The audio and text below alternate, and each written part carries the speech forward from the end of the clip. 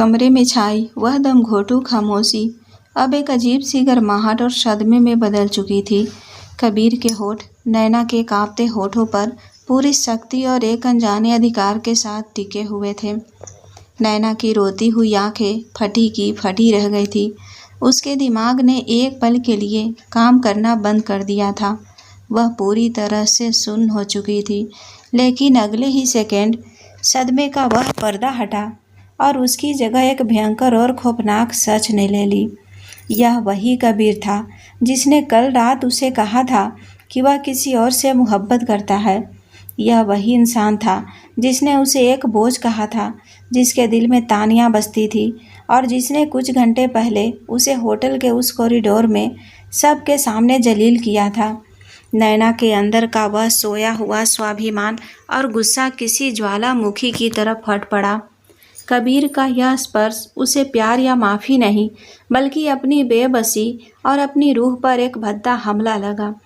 उसने अपनी पूरी ताकत बटोरी, अपने दोनों छोटे और कांपते हुए हाथों को कबीर के चौड़े सीने पर रखा और एक जोरदार झटके के साथ उसे खुद से दूर धकेल दिया। कबीर, जो उस पल अपने ही एक अलग नशे और अपराध बोध में डूबा हुआ था, इस अचानक हुए वार से संभल नहीं पाया और लड़खड़ा कर पीछे बिस्तर से थोड़ा दूर जा गिरा।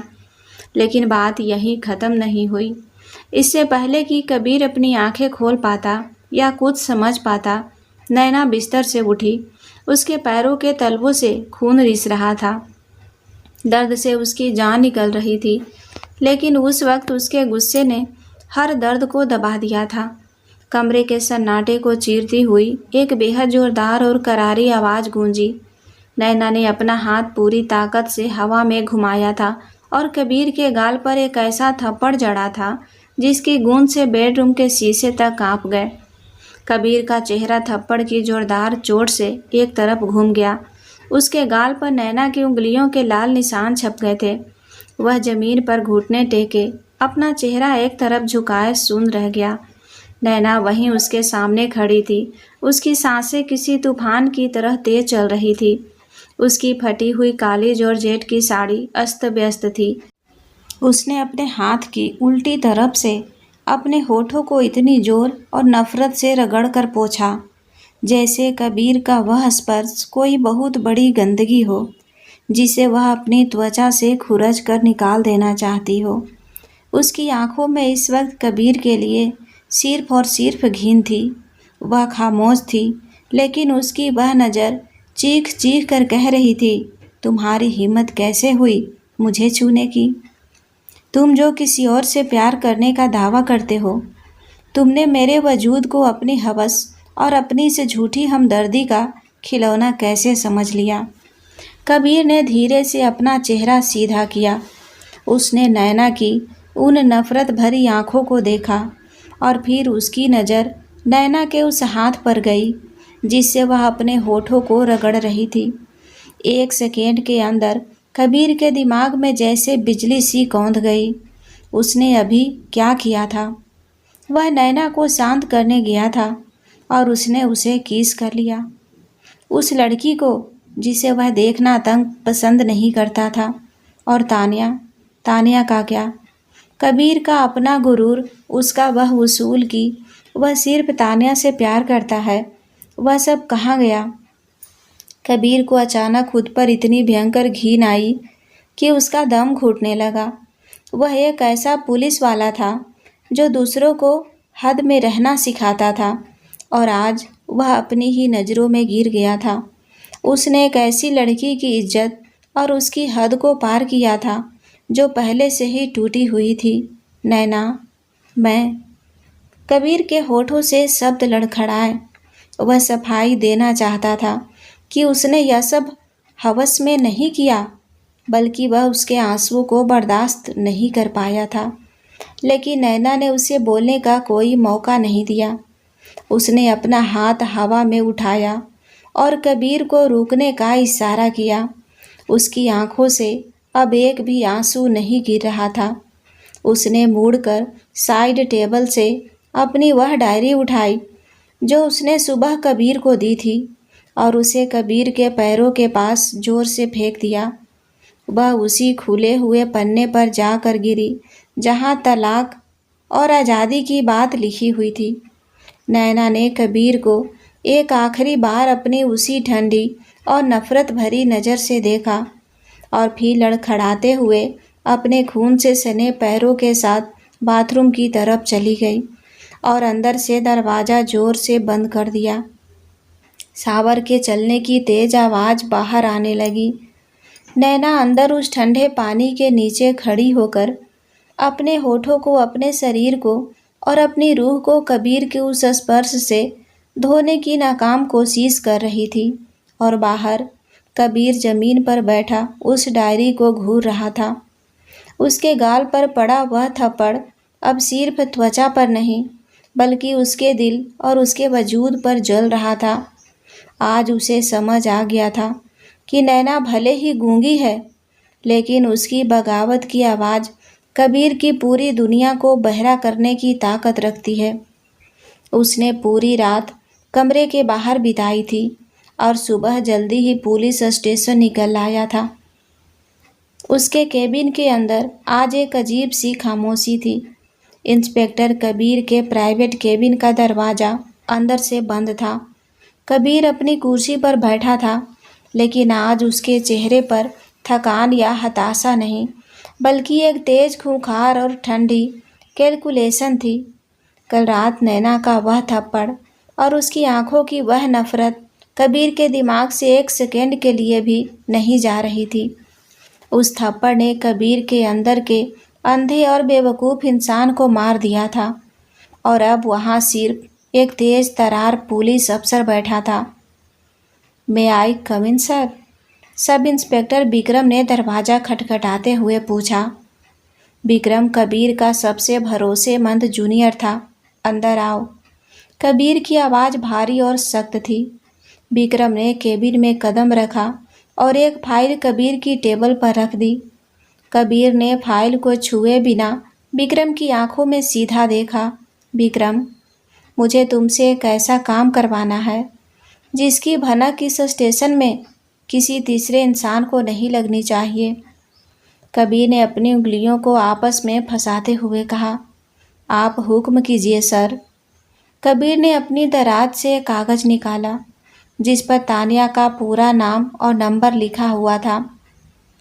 मुझे इस नंबर की पिछले 6 महीने की पूरी कॉल डिटेल्स चाहिए। तानिया किन किन लोगों से मिलती है, उसके बैंक अकाउंट्स में कहाँ से पैसा आ रहा है, और सबसे ज़रूरी बात, पिछले महीने जब उसने कहा था कि वह अपनी बीमार मौसी से मिलने देहरादून गई है, तो उसकी असली लोकेशन क्या थी। मुझे एक एक चीज़ का पूरा कच्चा चीठा चाहिए। विक्रम थोड़ा हैरान हुआ क्योंकि वह जानता था कि तानिया कबीर की ज़िंदगी में क्या अहमियत रखती थी, लेकिन कबीर का चेहरा देखकर वह कोई सवाल पूछने की हिम्मत नहीं कर पाया। जी सर, 24 घंटे के अंदर पूरी रिपोर्ट आपकी टेबल पर होगी। विक्रम के जाते ही कबीर ने अपनी कुर्सी पीछे की और आंखें बंद कर ली। तानिया ने नैना के साथ जो किया था वह सिर्फ एक आम जलन नहीं थी।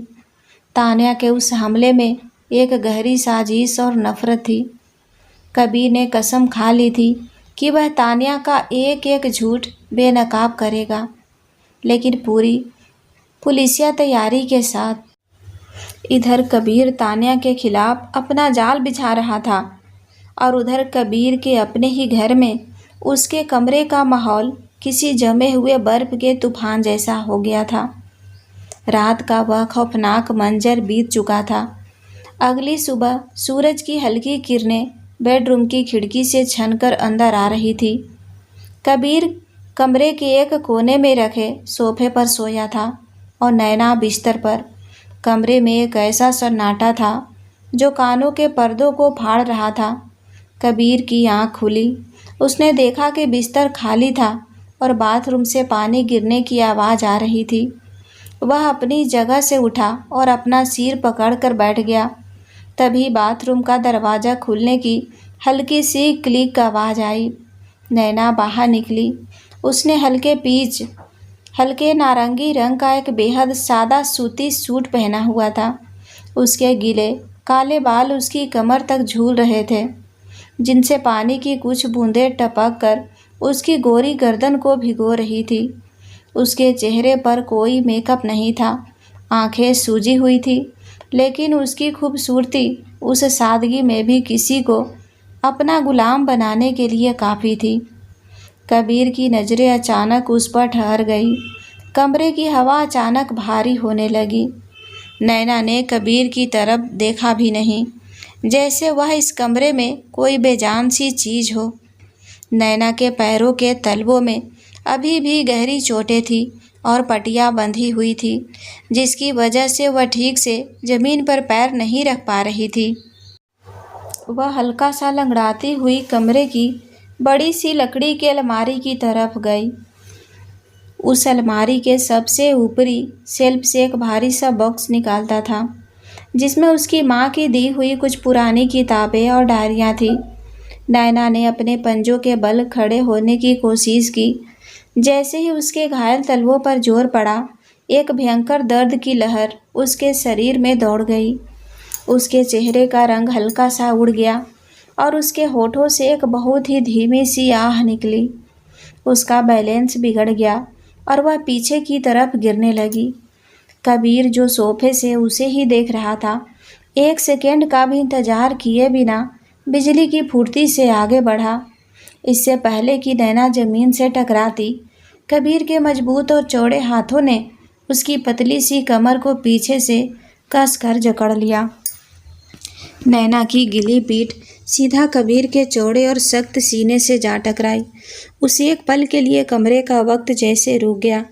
नैना के गीले बालों से आती चमेली के साबुन की भीनी भीनी महक ने कबीर की सांसों को उलझा दिया।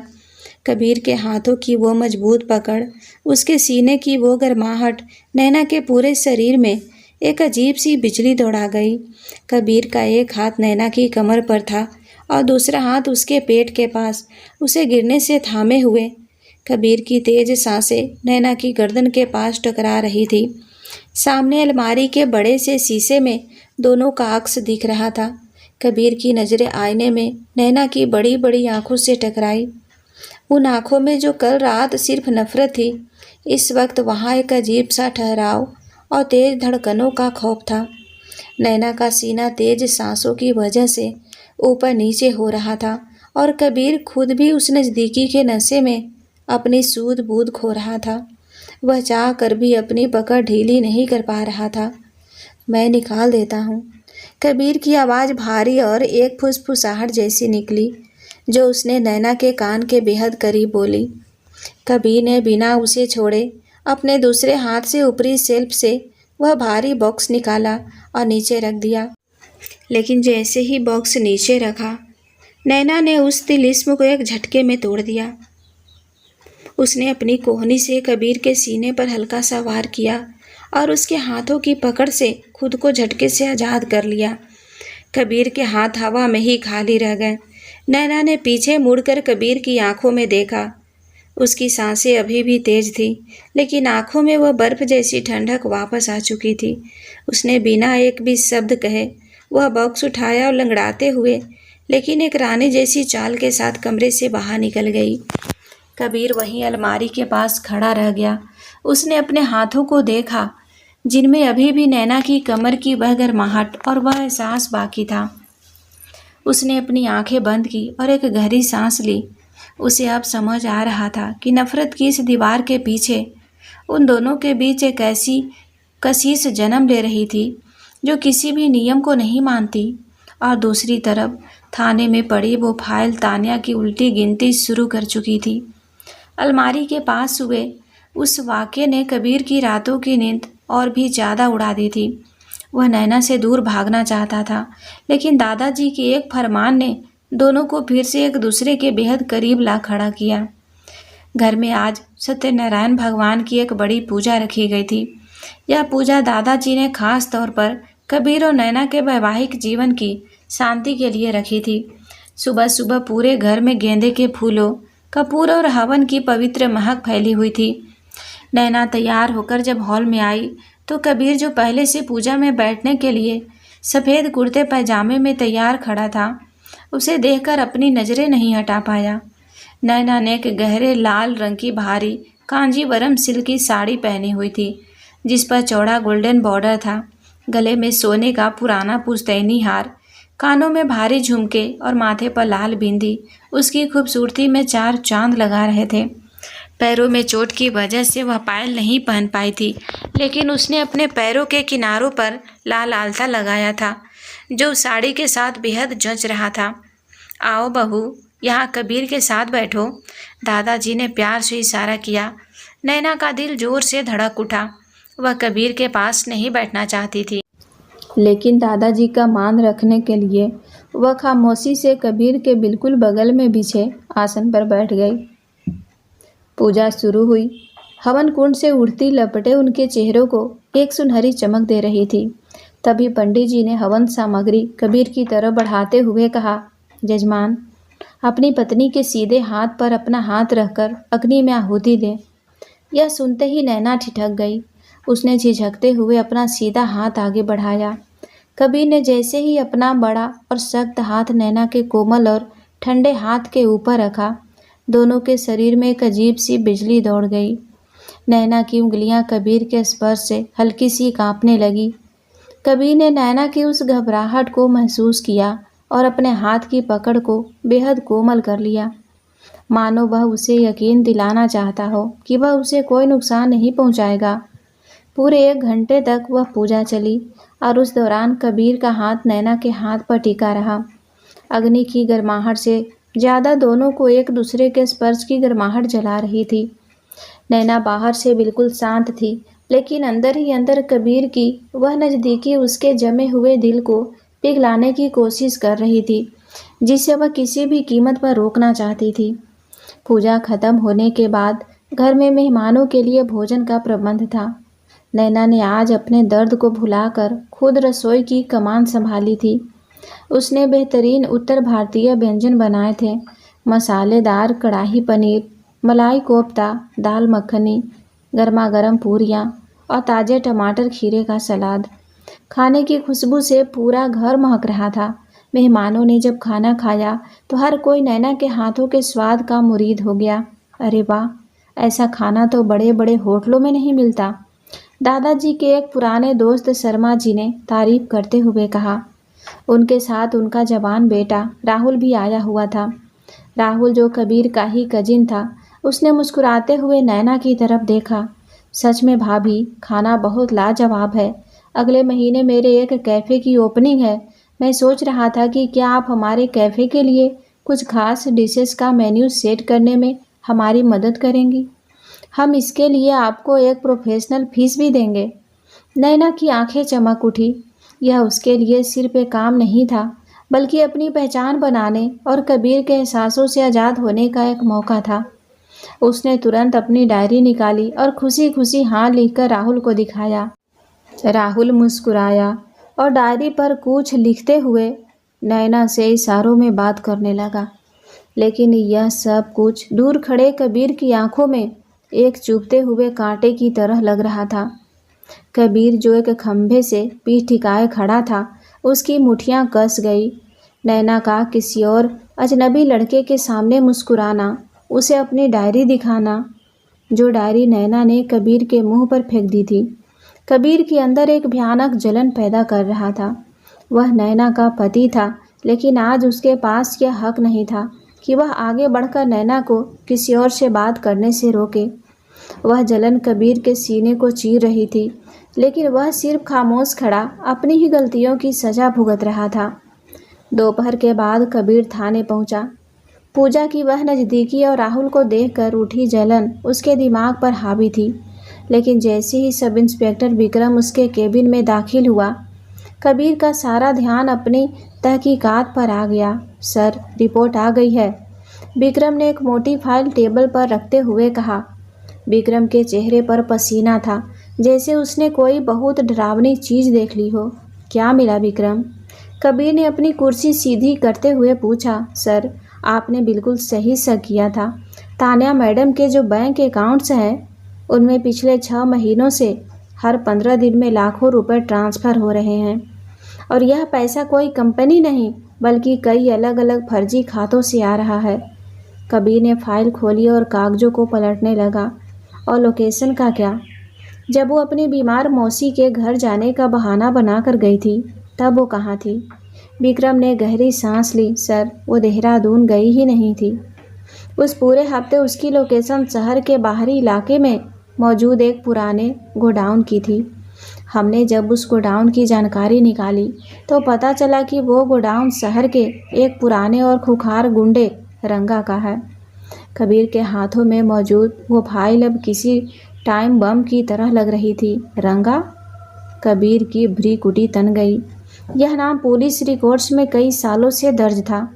रंगा शहर का वो खुखार कॉन्ट्रैक्ट किलर था जो सिर्फ पैसों के लिए किसी की भी जान लेने से पीछे नहीं हटता था। हाँ सर, सब इंस्पेक्टर विक्रम ने अपनी आवाज़ धीमी करते हुए कहा। तान्या मैडम ने पिछले 15 दिनों में रंगा के अलग अलग डमी खातों में करीब 10 लाख रुपए ट्रांसफ़र किए हैं। और सर, मेरी खबरी ने कंफर्म किया है कि रंगा ने शहर में किसी हाई प्रोफाइल मर्डर की सुपारी ली है। कबीर का खून एकदम से सर पड़ गया। फाइल कबीर के हाथों से छूटकर टेबल पर गिर गई। एक झटके में कबीर के दिमाग में सारी कड़ियाँ जुड़ने लगी। तान्या की वो जलन, होटल के कॉरिडोर में नैना पर उसका जानलेवा गुस्सा, और अब रंगा को दी गई ये भारी रकम। तान्या का निशाना कोई और नहीं बल्कि नैना थी। तान्या कबीर की दौलत, रुतबे और उसके प्यार को किसी भी कीमत पर खोना नहीं चाहती थी। जब उसे लगा कि कबीर नैना की तरफ खींच रहा है तो उसकी वो जलन एक खूनी पागलपन में बदल गई। वह नैना को हमेशा के लिए रास्ते से हटाना चाहती थी। कबीर को खुद पर इतनी भयंकर घिन आई कि वह शब्दों में बयां नहीं कर सकता था। जिस लड़की को वह अपना प्यार समझता था वह एक लालची और कातिल औरत थी, और जिस लड़की को वह अपनी ज़िंदगी का बोझ समझ रहा था वह असल में मौत के साए में जी रही थी, और वो भी कबीर की वजह से। कबीर ने अपनी मुट्ठी जोर से मेज पर मारी। विक्रम, रंगा के हर एक गुंडे पर नज़र रखो। तान्या को अभी गिरफ्तार नहीं करना है। मैं उसे रंगे हाथों पकड़ना चाहता हूँ, पूरे सबूतों के साथ। और नैना के इर्द गिर्द सादी वर्दी में हमारे बेस्ट आदमियों को पहरा लगा दो। उसे खरोच भी आई तो मैं पूरे शहर को आग लगा दूंगा। शाम के करीब 6 बज रहे थे। घर की छत पर बनी छोटी सी बालकनी में नैना बैठी थी। उसने एक हल्का आसमानी रंग का चिकनकारी का सूट पहना हुआ था और उसके बाल एक ढीली चोटी में बंधे थे। वह अपनी डायरी पर कैफ़े के लिए एक नए व्यंजनों की लिस्ट बना रही थी। काम करने की वह खुशी उसके चेहरे पर एक हल्की सी चमक ला रही थी। तभी बालकनी के दरवाजे पर आहट हुई। कबीर वहीं चौखट से पीठ टिकाए खड़ा था। उसकी नज़रें नैना के उस मासूम और शांत चेहरे पर टिकी थी। कबीर के सीने में एक दर्द भरी टीस उठी। यह लड़की जो अपनी एक छोटी सी दुनिया बसाने की कोशिश कर रही है, उसे अंदाज़ा भी नहीं है कि बाहर कोई उसकी मौत का सौदा कर चुका है। नैना ने आहट सुनकर ऊपर देखा। कबीर को देखते ही उसके चेहरे की वह हल्की सी मुस्कान तुरंत गायब हो गई और उसकी जगह उसी पुरानी ठंडी बेरुखी ने ले ली। उसने अपनी डायरी बंद की और उठकर अंदर जाने लगी। नैना, रुको। कबीर की आवाज़ में एक अजीब सी भारीपन और मिन्नतें थी।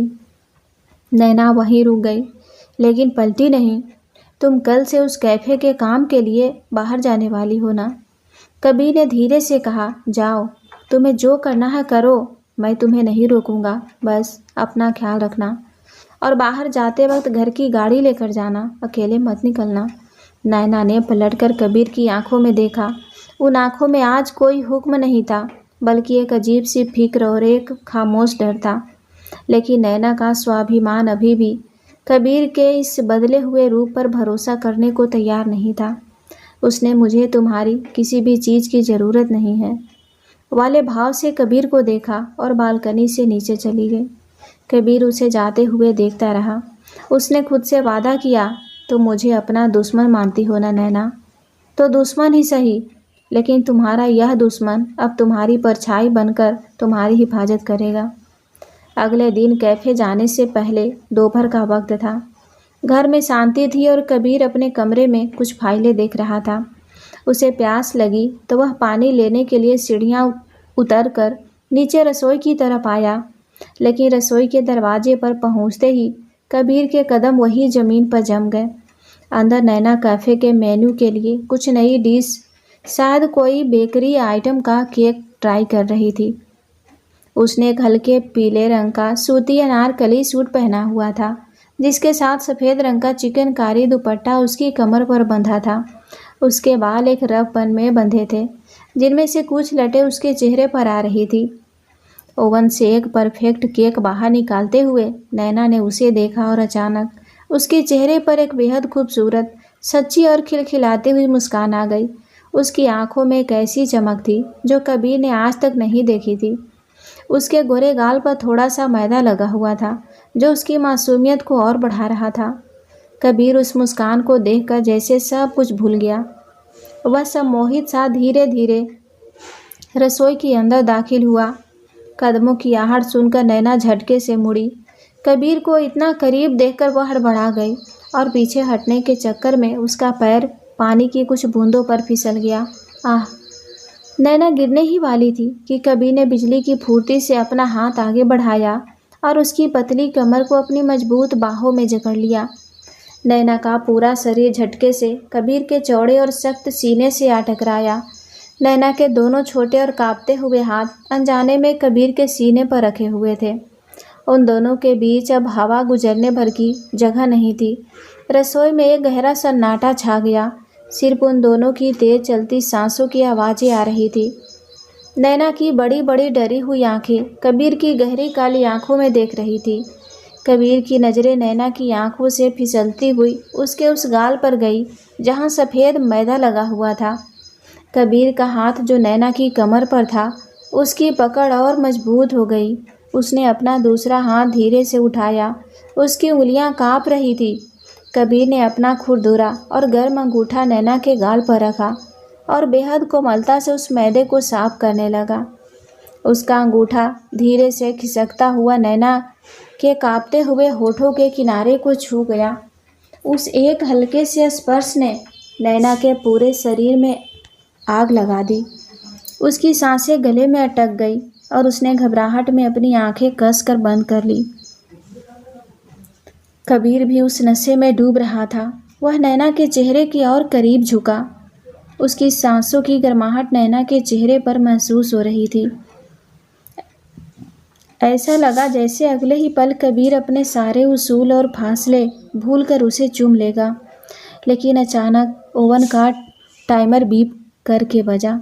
नैना का सदमा टूटा। उसने अपनी आंखें खोली और हड़बड़ाहट में कबीर के सीने पर धक्का देते हुए खुद को उससे दूर कर लिया। उसका चेहरा शर्म और घबराहट से टमाटर की तरह लाल हो चुका था। वह बिना कबीर की तरफ देखे अपना दुपट्टा ठीक करते हुए तेज कदमों से रसोई से बाहर भाग गई। कबीर वहीं खड़ा रह गया। उसके अंगूठे पर अभी भी नैना की गालों की वो नरमी और उसकी उस असली मुस्कान का एहसास बाकी था। इस एक पल ने कबीर को यह साफ कर दिया था कि वह अब इस लड़की के बिना एक पल भी नहीं जी सकता। शाम के 7 बज चुके थे। अंडर कंस्ट्रक्शन कैफ़े में सिर्फ एक पीला बल्ब जल रहा था। राहुल किसी सप्लायर का कॉल आने पर बाहर गया हुआ था। नैना अकेली कैफ़े के किचन एरिया में कुछ मसालों की लिस्ट बना रही थी। तभी पीछे से कैफ़े का लोहे का दरवाज़ा एक भारी आवाज़ के साथ बंद हुआ। नैना ने पलट कर देखा। 3 अनजान और खूंखार चेहरे वाले आदमी अंदर खड़े थे। उनके हाथों में तेज धार वाले चाकू चमक रहे थे और उनकी आंखों में एक भूखे जानवर जैसी नज़र थी। नैना का दिल जोर से धड़कने लगा। उसे खतरे का एहसास हो गया, लेकिन वह अब कमज़ोर नहीं पड़ना चाहती थी। उसने तुरंत अपने पीछे रखे किचन काउंटर से एक भारी लोहे का तवा अपने हाथों में कसकर पकड़ लिया। अरे वाह, मैडम तो बड़ी बहादुर निकली। एक गुंडा भद्दी सी हंसी हंसते हुए आगे बढ़ा। जैसे ही उसने नैना को पकड़ने के लिए हाथ बढ़ाया, नैना ने अपनी पूरी ताकत लगाकर वह भारी तवा उसके सिर पर दे मारा। गुंडा चीखता हुआ जमीन पर गिर पड़ा और उसके सिर से खून बहने लगा। लेकिन नैना अकेली थी और वे 3। बाकी दोनों गुंडे ने गुस्से में आकर नैना पर हमला कर दिया। एक ने नैना के हाथ पर जोर से डंडा मारा, जिससे तवा उसके हाथ से छूटकर दूर जा गिरा। दूसरे गुंडे ने नैना के बाल पकड़े और उसे जोर से जमीन पर पटक दिया। नैना दर्द से कराह उठी। उसका होठ कट गया था और खून रिसने लगा था। वह पीछे खिसकने की कोशिश कर रही थी। तभी कैफे के अंधेरे में खटखट करती हाई हील्स की आवाज़ गूंजी। वहाँ तानिया खड़ी थी। उसने ब्लैक लेदर जैकेट पहनी हुई थी और उसके चेहरे पर एक बहुत ही शैतानी और जहरीली मुस्कान थी। बेचारी गूंगी नैना। तानिया ने ताना मारते हुए कहा, तुम्हारी आवाज़ तो है नहीं जो तुम मदद के लिए चीख सको। आज इस कैफे के साथ साथ तुम्हारी भी कब्र यहीं बनेगी। तानिया ने गुंडे की तरफ इशारा किया। खत्म कर दो इसे। इसका एक कतरा खून भी मुझे जिंदा नहीं चाहिए। गुंडे ने अपना तेज चाकू हवा में उठाया और वह नैना के सीने में उसे उतारने ही वाला था। कैफे के शीशे की बड़ी सी दीवार एक भयंकर धमाके के साथ चकनाचूर हो गई।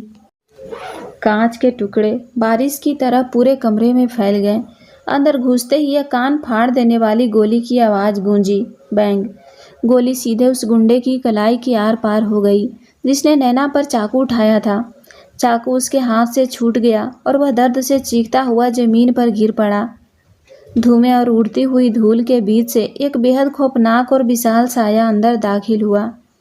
वह इंस्पेक्टर कबीर था। उसकी पुलिस यूनिफॉर्म की स्लीव्स ऊपर तक मुड़ी हुई थी। उसकी सर्विस रिवॉल्वर के बैरल से अभी भी धुआं निकल रहा था। कबीर की आंखों में कोई इंसानियत नहीं बची थी।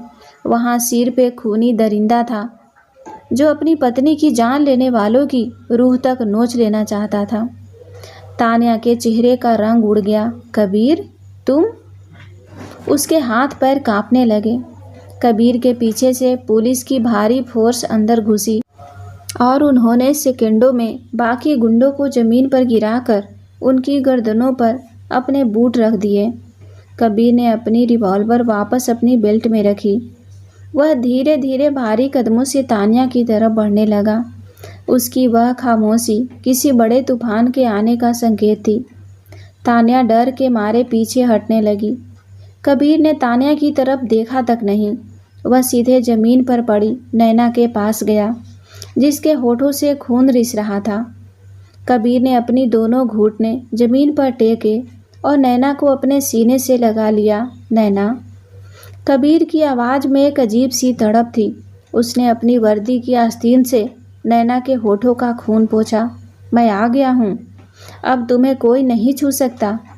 नैना ने कबीर की वो लाल और खुखार आंखें देखी जिनमें इस वक्त सिर्फ और सिर्फ नैना के लिए बेपनाह प्यार और एक रक्षा का जुनून था। वह कबीर के शर्ट को कसकर पकड़कर सुबकने लगी। फिर कबीर ने नैना को अपने सीने से लगाए हुए ही अपना चेहरा तानिया की तरफ घुमाया। इसे हथकड़ी लगाओ विक्रम। कबीर की आवाज़ इतनी ठंडी और खौफनाक थी कि तानिया की रूह कांप गई। और इसे सेंट्रल जेल की उस कोठरी में डालो जहाँ से इसे दिन की रोशनी भी नसीब ना हो। आज इंस्पेक्टर कबीर अपनी पत्नी पर हाथ उठाने वालों को कानून का वो असली रूप दिखाएगा जिसे ये लोग अपनी मौत तक याद रखेंगे। तुम मेरे साथ ऐसा नहीं कर सकते कबीर। मैं तुमसे प्यार करती हूँ। तानिया पागलों की तरह चीख रही थी। सब इंस्पेक्टर विक्रम ने तानिया के हाथों में हथकड़ी पहनाई और उसे ज़बरदस्ती घसीटते हुए पुलिस की जीप की तरफ ले गया। कैफ़े के बाहर पुलिस की लाल नीली बत्तियां रात के अंधेरे को चीर रही थी। रंगा के गुंडों को भी बुरी तरह पीटकर वैन में ठूस दिया गया था। तानिया का सारा गुरूर, उसकी सारी साजिशें आज कबीर के पुलिसिया रौब और पक्के सबूतों के आगे खाक हो चुकी थी। अंदर कैफ़े में कबीर अभी भी ज़मीन पर बैठा नैना को अपने सीने से लगाए हुए था। नैना का शरीर अब भी डर से कांप रहा था, लेकिन कबीर की उन मजबूत बाहों में उसे एक ऐसी सुरक्षा महसूस हो रही थी जो उसने अपने पिता के जाने के बाद कभी महसूस नहीं की थी। चलो घर चलते हैं, कबीर ने बेहद कोमलता से फुसफुसाते हुए कहा। उसने नैना को अपनी बाहों में उठा लिया। नैना ने कोई विरोध नहीं किया, बल्कि उसने अपने दोनों हाथ कबीर के गले में डाल दिए और अपना सिर उसके चौड़े कंधे पर टिका लिया। कबीर उसे अपनी गाड़ी की तरफ ले गया। पूरा रास्ता दोनों के बीच एक गहरी खामोशी रही, लेकिन इस खामोशी में नफरत नहीं, बल्कि एक दूसरे के लिए बेपनाह फिक्र थी। अगली सुबह का सवेरा एक अजीब सी शांति लेकर आया। शहर के सारे अखबारों में तानिया और रंगा की गिरफ्तारी की खबर छप चुकी थी। कबीर ने रात भर जागकर सारा कानूनी काम पूरा कर लिया था, ताकि तानिया अब कभी जमानत पर बाहर ना आ सके। नैना बेडरूम में खिड़की के पास खड़ी थी। उसके होठों पर जहाँ चोट लगी थी, वहाँ कबीर ने रात को बहुत प्यार से मरहम लगाया था। तभी कमरे का दरवाज़ा खुला। कबीर अंदर आया। आज उसने पुलिस की वर्दी नहीं पहनी थी, बल्कि एक सादी सफ़ेद शर्ट और नीली जीन्स पहनी हुई थी। उसके चेहरे पर एक अजीब सी उदासी और ठहराव था। उसके हाथ में एक बड़ा सा भूरा लिफाफा था। कबीर धीरे धीरे चलते हुए नैना के पास आया। नैना ने उसकी तरफ देखा। उसकी आंखों में सवाल थे। कबीर ने एक गहरी सांस ली और वह भूरा लिफाफा नैना की तरफ बढ़ा दिया। तुमने अपनी डायरी में मुझसे जो मांगा था, मैंने ला दिया है नैना। कबीर की आवाज़ भारी थी और उसमें एक गहरा दर्द छिपा था। नैना ने कांपते हाथों से वह लिफाफा लिया और उसे खोला। अंदर कुछ कानूनी कागजात थे। सबसे ऊपर बड़े अक्षरों में तलाकनामा लिखा हुआ था और सबसे नीचे कबीर के हस्ताक्षर पहले से ही हो चुके थे। नैना के पैरों तले ज़मीन खिसक गई। उसकी आंखें फटी की फटी रह गई। उसने झटके से अपनी नज़रें उठाकर कबीर को देखा। कबीर ने अपने आंसुओं को छिपाने की कोशिश करते हुए एक फीकी सी मुस्कान दी। मैं जानता हूँ नैना, मैंने तुम्हें इस रिश्ते में सिर्फ दर्द, खौफ और आंसू दिए हैं। तानिया जेल जा चुकी है, अब तुम्हें कोई खतरा नहीं है, लेकिन तुम्हारा सबसे बड़ा खतरा मैं खुद था। मैंने तुम्हारे स्वाभिमान को कुचला, तुम्हें अनचाहे रिश्ते में बांधा। एक पति होने के नाते मैं पूरी तरह नाकाम रहा। कबीर ने अपना सिर झुका लिया। तुम हमेशा से आज़ाद होना चाहती थी ना, तो आज मैं तुम्हें खुद से आज़ाद कर रहा हूँ। तुम इन कागज़ों पर साइन कर देना, और हाँ, तुम्हें यह घर छोड़कर जाने की कोई ज़रूरत नहीं है। दादाजी और माँ तुम्हारे अपने हैं। मैं अपना ट्रांसफ़र किसी दूसरे शहर में करवा रहा हूँ। मेरा सारा सामान पैक हो चुका है। यह कहकर कबीर मुड़ा। उसने कमरे के एक कोने में रखा अपना सूटकेस उठाया और भारी कदमों से दरवाजे की तरफ बढ़ने लगा। नैना वहीं भूत बनी खड़ी थी। उसके हाथ में वो तलाक के कागज़ बुरी तरह काँप रहे थे। कबीर जा रहा था, हमेशा के लिए। जिस इंसान ने कल रात अपनी जान पर खेलकर उसे मौत के मुंह से निकाला, जिस इंसान की आंखों में उसने कल अपने लिए बेपनाह इश्क देखा था, वह इंसान आज अपने ही प्यार की कुर्बानी दे रहा था ताकि नैना खुश रह सके। नैना का दिल जोर से धड़कने लगा। उसके दिमाग में कबीर की वो बातें गूंजने लगी। उसका कांच निकालना, रसोई में उसके गाल से मैदा साफ करना और कैफ़े में उसे अपने सीने से लगाना। नैना को अचानक एहसास हुआ कि अगर कबीर आज उस दरवाजे से बाहर चला गया तो वह सच में अनाथ हो जाएगी। कबीर उसका खौफ नहीं, बल्कि उसकी ज़िंदगी बन चुका था, और कबीर को हमेशा के लिए खो देने का यह खौफ उसके बचपन के उस खौफनाक सदमे से लाख गुना बड़ा था जिसने उसकी आवाज़ छीन ली थी। कबीर कमरे से बाहर निकल चुका था और सीढ़ियाँ उतर रहा था। उसका हर एक कदम उसके दिल पर पत्थर की तरह गिर रहा था। अंदर नैना ने वो तलाक के कागज़ ज़मीन पर फेंक दिए। उसकी सांसें अटक रही थी, गले की नसें बुरी तरह खींच रही थी। उसका दिमाग उसके शरीर को रोक रहा था, लेकिन उसका दिल बगावत कर रहा था। नैना भागते हुए कमरे से बाहर आई। कबीर तक मुख्य दरवाजे के पास पहुंच चुका था। उसने दरवाजे का हैंडल पकड़ लिया था। नैना ने अपनी पूरी ताकत लगाई, अपने गले की उन जकड़ी हुई नसों पर जोर डाला। उसकी आंखों में आंसू छलक पड़े और उसके मुंह से एक ऐसी चीख निकली जिसने पूरे घर की दीवारों को हिला कर रख दिया। रुक जाइए कबीर। दरवाजे का हैंडल पकड़े हुए कबीर का शरीर किसी पत्थर की तरह सून पड़ गया। उसके हाथ से सूटकेस छूटकर जमीन पर गिर पड़ा। आवाज़, नैना की आवाज़। कबीर को लगा जैसे वह कोई सपना देख रहा है। वह झटके से पलटा। नैना सीढ़ियों के पास खड़ी थी। उसकी आंखों से आंसुओं की धार बह रही थी और वह बुरी तरह हाँफ रही थी। उसने अपने ही कानों से अपनी आवाज़ सुनी थी। बरसों से जो ताला उसके गले पर लगा था, कबीर के प्यार और उसे खोने के डर ने उस ताले को एक ही झटके में तोड़ दिया था। नैना।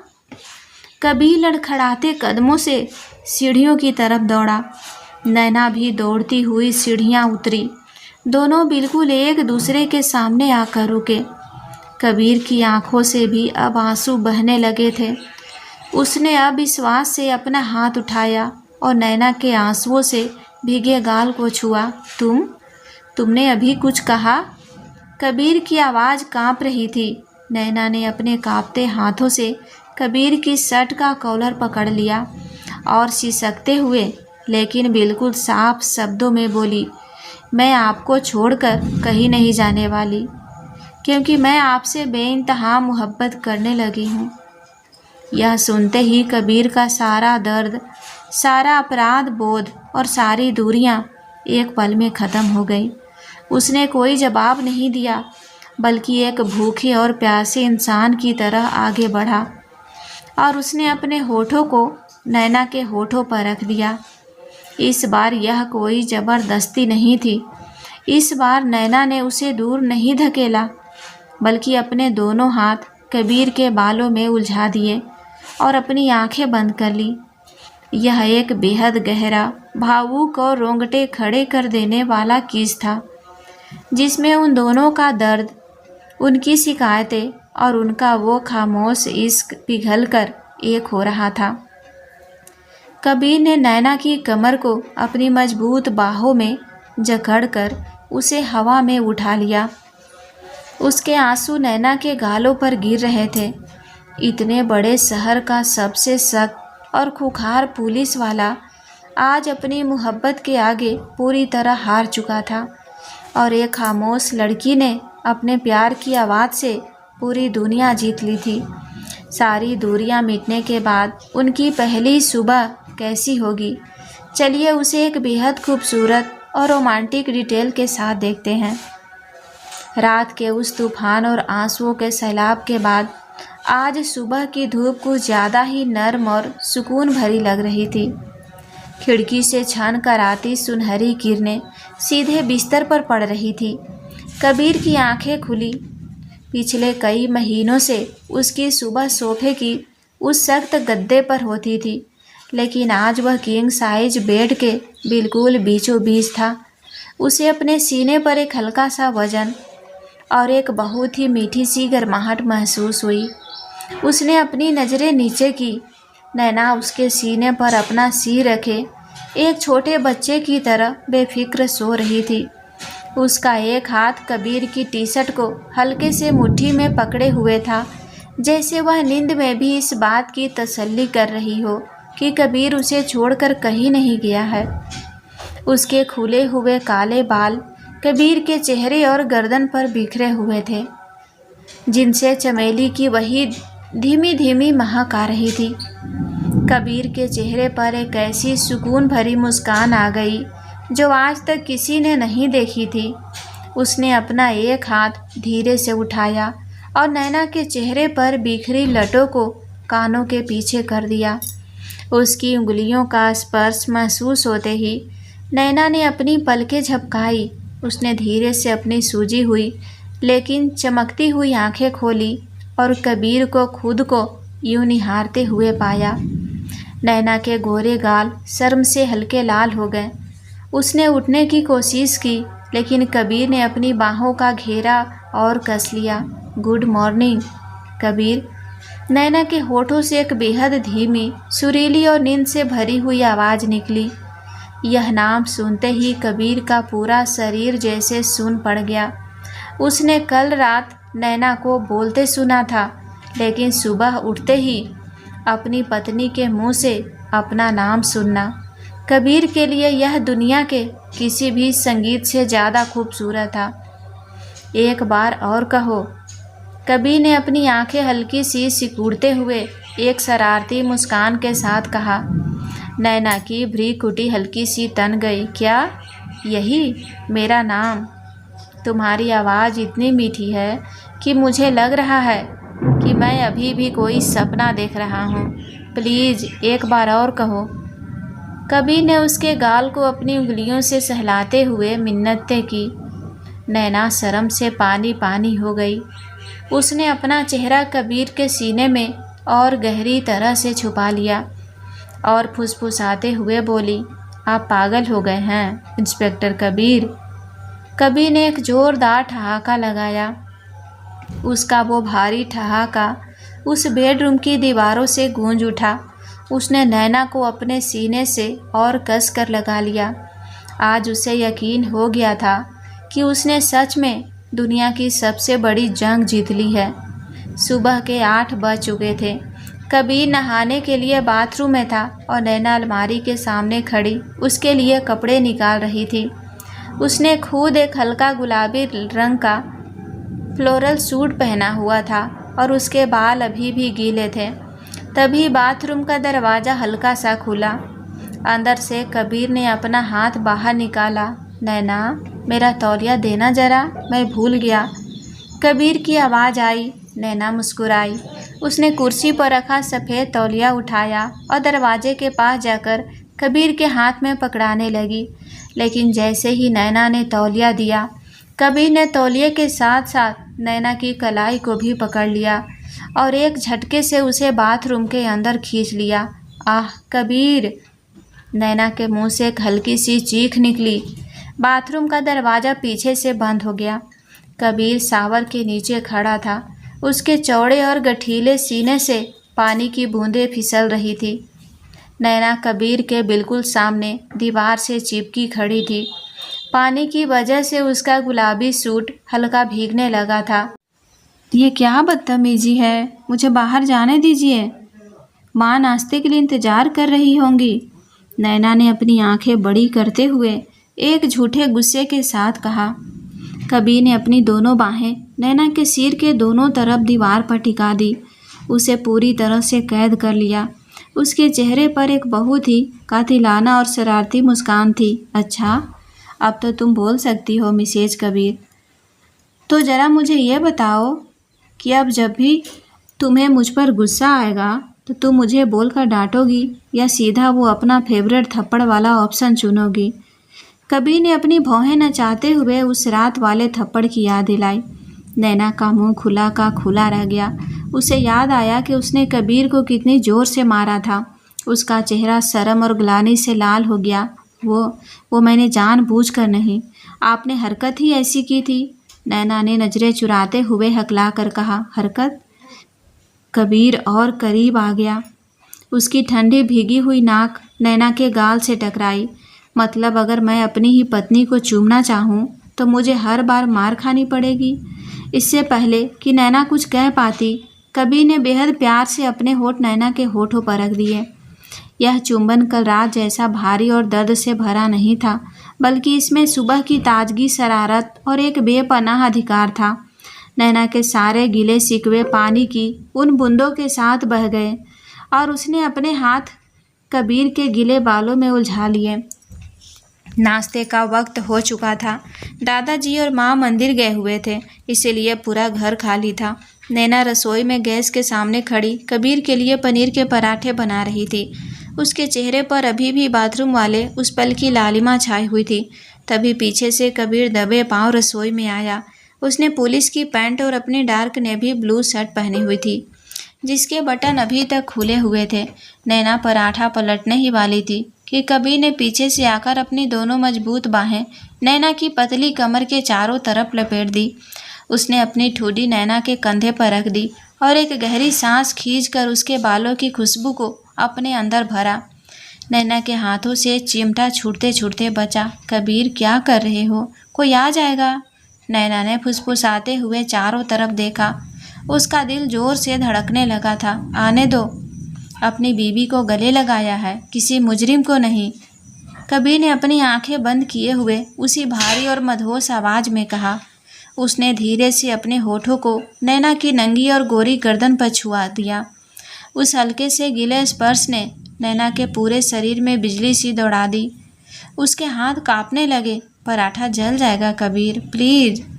नैना ने अपने होठों को काटते हुए अपनी कांपती आवाज को कंट्रोल करने की नाकाम कोशिश की। कबीर ने अपनी पकड़ और कस ली। जल जाने दो, मुझे वैसे भी अभी भूख किसी और चीज की लगी है। उसने नैना के कान के पास फुसफुसाते हुए उसके कानों के झुमके को हल्के से अपने दांतों में दबा लिया। नैना ने झटके से गैस बंद कर दी और कबीर की तरफ मुड़ गई।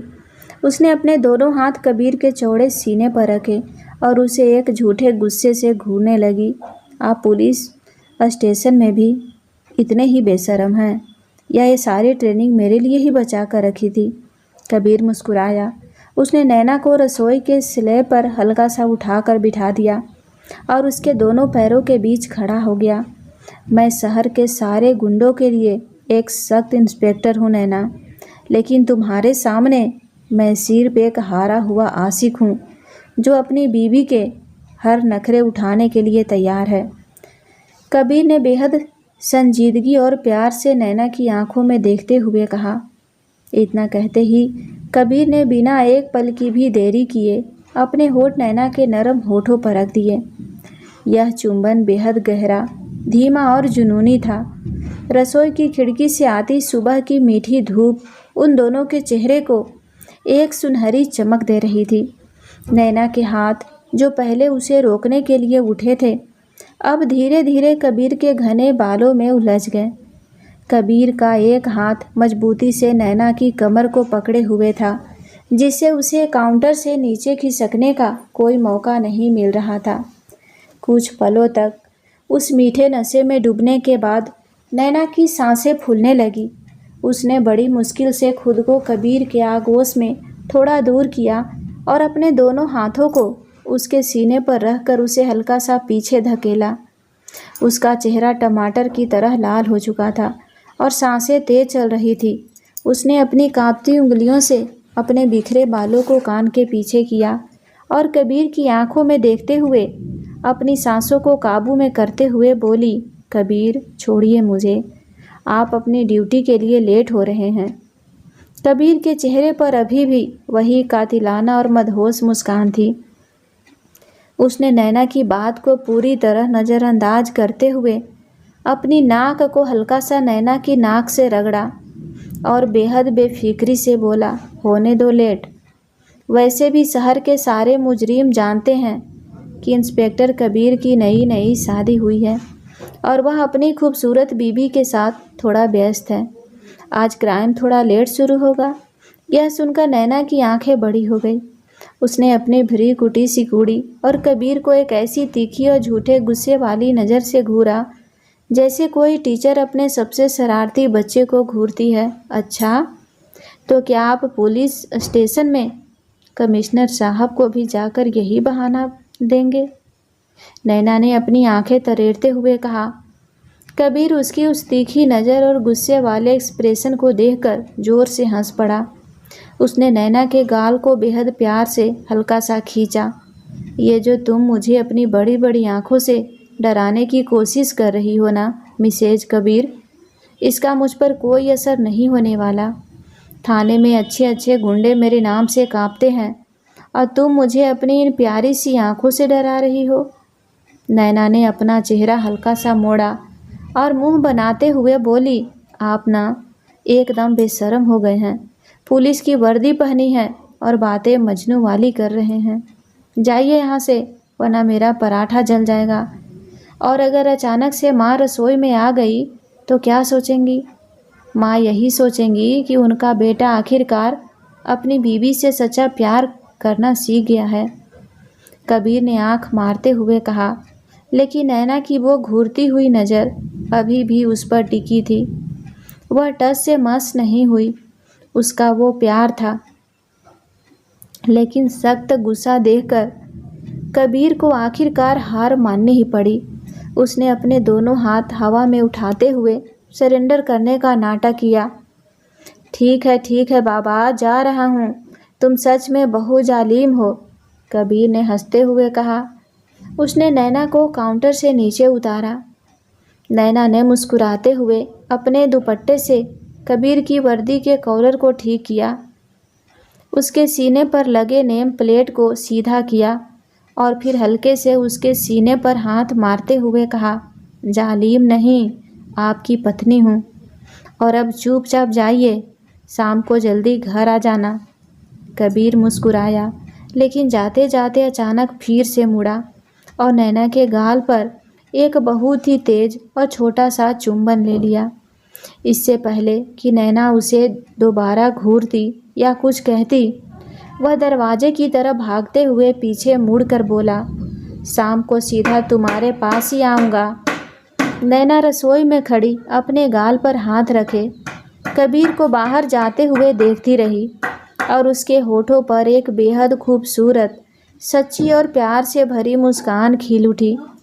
खामोशी के वो सारे दिन अब हमेशा के लिए ख़त्म हो चुके थे। दोस्तों, आपको नैना और कबीर की कहानी कैसी लगी कमेंट में बताएं और ऐसे ही रोमांटिक और मज़ेदार कहानियाँ देखने के लिए हमारे चैनल को सब्सक्राइब अवश्य कर लें। धन्यवाद।